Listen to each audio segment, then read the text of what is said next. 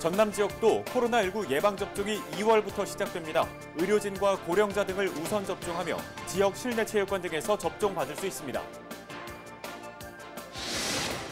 전국 택배 노동조합이 총파업을 철회했습니다. 잠정 합의안에 찬성한 택배 노조는 30일부터 업무에 복귀합니다. 목포 북항 일대의 신축 공사가 한창인 건물이 논란에 휩싸였습니다. 5층 높이의 3층 건물이 들어서면서 제도 정비가 시급하다는 지적이 일고 있습니다. 정현복 광양시장이 올해 사회 전반에 스마트 기술을 도입하기로 했습니다. 변화와 혁신에 초점을 맞춰 신산업을 육성하고 미래사회를 선도하겠다는 포부를 밝혔습니다.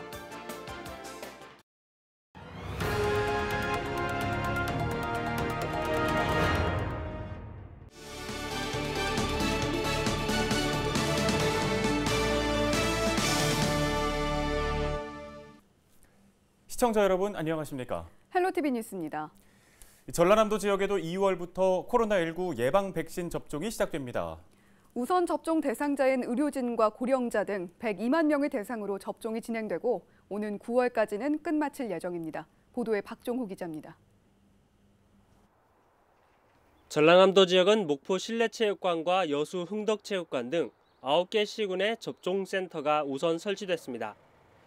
9개 지역은 인근 지자체에 백신을 공급하는 역할도 수행할 예정입니다. 접종센터는 3월까지 22개 시군에 설치될 예정입니다. 2월부터 코로나19 예방 백신을 우선 접종받는 대상자는 의료진입니다. 우선 접종 대상자 102만 명을 시작으로 정부 방침에 따라 순서대로 접종을 진행할 방침입니다. 지역에 따라 조금씩 다르지만 고령자와 집단시설 거주자, 만성질환자 등이 다음으로 접종받습니다. 백신 종류에 따라서 모든 그 대상자가 선정이 되기 때문에 그 선정된 그 대상자는 사전에 등록 접수를 받아서 그 순차적으로 그 접수 순서에 따라서 접종을 하게 되겠습니다. 전라남도는 지역민의 121%에 해당하는 224만 명분의 백신을 확보할 계획입니다. 접종은 오는 9월까지 인플루엔자 유행을 대비해 완료할 예정입니다. 백신 접종을 위해 공중보건의 289명과 간호사 477명 등 1000여 명에 가까운 인력을 투입하기로 했습니다. 접종센터는 지자체에 있는 실내체육관으로 지정됐고 초저온 냉동고가 필요한 모더나와 화이자 백신이 접종됩니다. 또 시설 면적이나 응급 의료기관 접근성을 고려한 시설이 추가 지정될 예정입니다. 우리 정부에서 코로나19 백신 예방 접종을 하기 위해서 지금 거점 지역에 우리 접종센터를 지금 설치하고 있습니다. 정확한 날짜는 언제인지 모르겠지만 그 정부에서 그 백신이 전달되고 시달되면 차질 없이 그 시민들에게 안전하게 접종할 수 있도록 지금 준비에 만전을 기하고 있습니다. 의료기관이나 요양병원은 자체적으로 접종을 진행하고 사회복지시설 등은 보건기관에서 접종도 가능합니다. 보건소와 위탁의료기관에서는 아스트라제네카와 얀센 백신을 접종합니다. 전라남도는 하루에 최대 1,200여 명의 접종이 가능한 시설을 준비하겠다고 밝혔습니다. 헬로티비 뉴스 박종호입니다. 전라남도가 코로나19 집단 감염이 발생한 광주 안디옥 교회발 확산을 막기 위해 전남 지역 주민을 대상으로 진단검사 행정명령을 발동했습니다. 광주 안디옥 교회 신도로 화순에 거주하는 70대 남성이 지난 28일 오후 코로나19 양성 판정을 받았습니다.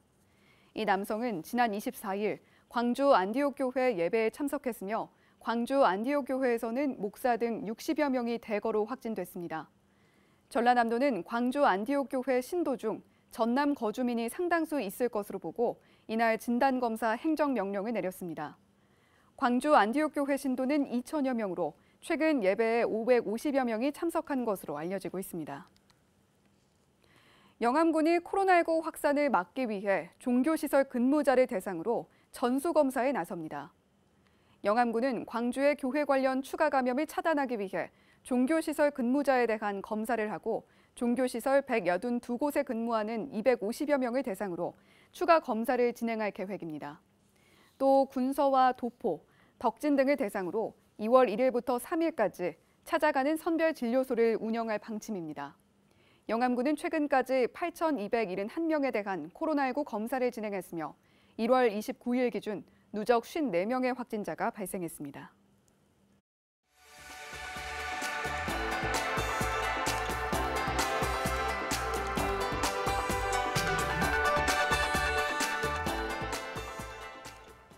지역 소식 이어갑니다. 목포 북항 일대에서 신축 공사가 한창인 건물이 논란에 휩싸였습니다. 실제 건물의 높이는 5층과 맞먹는데 층수만 3층으로 제한한 탓에 제재할 법적 근거가 없기 때문인데요. 제도 정비가 시급하다는 지적이 일고 있습니다. 고정민 기자가 취재했습니다. 신축 공사가 한창인 목포 북항 일대입니다. 3층짜리 건물을 짓기 위한 골조 작업이 진행되고 있습니다. 그런데 건물의 높이를 살펴봤더니 이상한 점이 발견됩니다. 이 건물의 규모는 3층짜리인데 실제로는 5층짜리 건물과 비슷한 높이로 건설되고 있습니다. 이 옆 건물과 비교해봐도 더 높다는 걸 알 수 있습니다. 건물 정면으론 바다가 펼쳐져 있고 바로 뒤쪽으로는 아파트가 자리 잡고 있습니다. 아파트 주민들은 무책임한 행정 때문에 조망권을 침해당했다며 특혜 의혹을 제기하고 나섰습니다.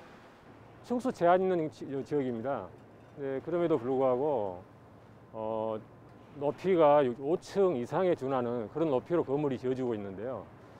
우리 주민들은 일조권, 조망권, 사생활 침해권 이런 걸 지금 현재 침해를 받고 있는 상황입니다. 해안가와 맞닿은 목포 북항 일대는 항구의 미관을 살리고 난개발을 막자는 취지로 지난 2013년 일종 지구단위 계획구역에 지정됐습니다.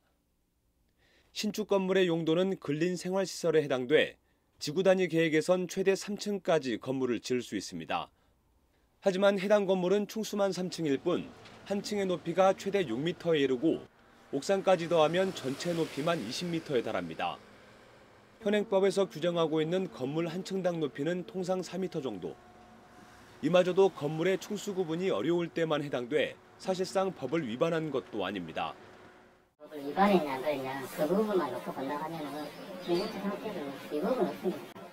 3층으로 제한을 하고 있고 근데 높이에 대한 제한은 별도로 지정되어 있지 않는 상태입니다. 법의 기준을 이렇게 맞춰서 저 이렇게 건물을 하랍니다. 그러면 저희가 특별한 상황이 없으면 허가를 내줘야 되는 상황입니다. 목포 북항 일대는 지구단위 지정 과정에서 건축 면적과 층수만 제한했을 뿐 건물의 높이를 규제하는 고도 제한은 없는 상태. 허술한 기준이 분쟁을 유발하면서 도시계획 정비가 시급하다는 지적이 일고 있습니다. 그 민원이나 이런 부분들을 사전에 예방하기 위해서는 어느 정도의 지침이 필요하다. 그래서 최저 높이, 최저하고 최고의 그 단위를 높이를 설정할 필요가 있다. 조례라든가 도시관리계획이라든가 이런 걸 적극 검토해서 이런 불합리한 사항이 발생되지 않고 또 민원도 발생되지 않게 해야 되겠다 이런 생각입니다. 소극적인 행정과 허점투성이인 도시계획. 목포시는 건설사와 주민을 대상으로 조만간 간담회를 열어 중재에 나서겠다고 밝혔지만 이견을 좁히기란 좀처럼 쉽지 않을 것으로 보입니다. 헬로티비 뉴스 고정민입니다. 전국 택배 노동조합이 29일 조합원 총투표를 통해 사회적 합의기구에서 도출된 잠정 합의안에 찬성하며 총파업을 철회했습니다. 잠정 합의안에는 분류작업 책임 주체를 명확히 하고 택배기사가 분류작업을 수행하는 경우 수수료 지불 등의 내용이 담긴 것으로 알려지고 있습니다. 잠정 합의안에 대한 조합원 투표에 들어간 결과 참여율은 89%, 찬성률은 86%였습니다. 이에 따라 호남지부 350여 명을 포함해 전국 택배노조 5,500여 명은 토요일인 오는 30일부터 업무에 복귀할 예정입니다.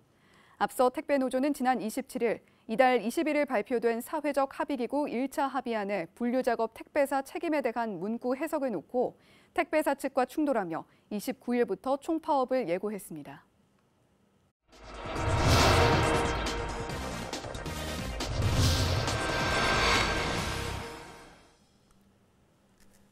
코로나19의 여파로 비대면 소비가 증가하면서 고강도 업무에 따른 택배 종사자들의 과로사 발생도 늘었습니다. 예정됐던 총파업은 다행히 일단락됐지만 심야 배송 제한 등의 대안이 검토되면서 택배비 인상이 불가피한 상황인데요. 시민들의 생각은 어떨지 홍승현 기자가 이야기 들어봤습니다.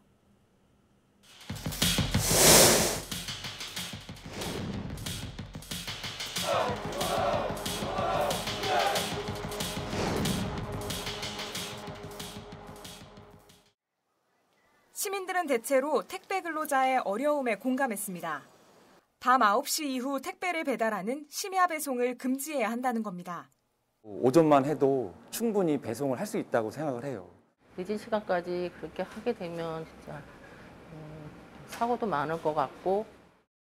하지만 소비자에게 영향을 미치지 않겠냐는 우려도 있었습니다. 급한 물건일 수 있는데 이제 좀 늦게 오니까 그건 이제 또 안 좋은 점이지 않나 이제. 고객이 좀 싫어할 것이고 아마 우리 당사자분들은 좀 부담이 좀 될 것 같습니다. 만일 심야 배송을 줄이고 택배 분류를 위한 시스템을 도입할 경우 인력 고용 등 추가 비용 발생이 불가피한 상황. 택배비 인상은 필요하다는 의견이 줄을 이뤘습니다. 택배 기사들 입장에서 생각해 보면은 소수도 일하는데 그 정도는 받아야겠다. 그러니까 좀. 한편에선 택배비 인상을 소비자가 부담하는 문제를 지적하는 의견도 나왔습니다. 택배 회사 측에서도 조금 어느 정도의 퍼센테이지는 자기들이 조금 감수하는 쪽으로 해야 된다고 생각합니다. 그렇다면 실제 택배업계는 어떻게 생각할까? 소비자들은 우린 2,500원 주고 택배를 시키는데 실적으로 회사와 회사의 그 대형 거래는 상당히 이보다 저렴한 한 1,500원 선 그 정도로 거래되는 부분이 상당히 많습니다. 사실상 지금 가격으로는 택배 하나를 배송해도 몇백 원밖에 기사들에게 남는 것이 없다는 겁니다. 코로나19라는 특수한 상황 때문에 택배 노동자의 어려움이 가중되었음을 고려해야 한다는 의견도 있었습니다. 지금 코로나19 때문에요. 그래도 이제 우체국 같은 경우는 정규직들이 일부 소화를 하니까 괜찮은데 일반 사설 택배회사들은 아마 많이 힘든 걸로 알고 있습니다. 2주가 채 남지 않은 설날. 택배 대란이 현실로 다가오면서 택배업계를 둘러싼 우리 사회의 고민이 깊어지고 있습니다. 헬로티비 뉴스 홍승현입니다.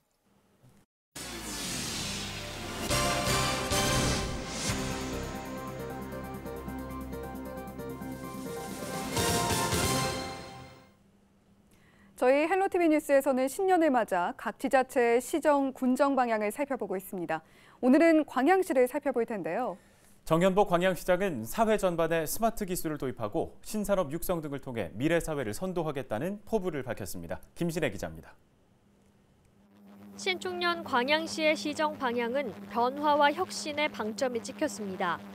우리 사회에 많은 숙제를 안겨주고 있는 코로나19 사태 속에서 일상과 경제 회복은 물론 미래 사회를 선도하기 위한 준비를 해나가겠다는 구상입니다.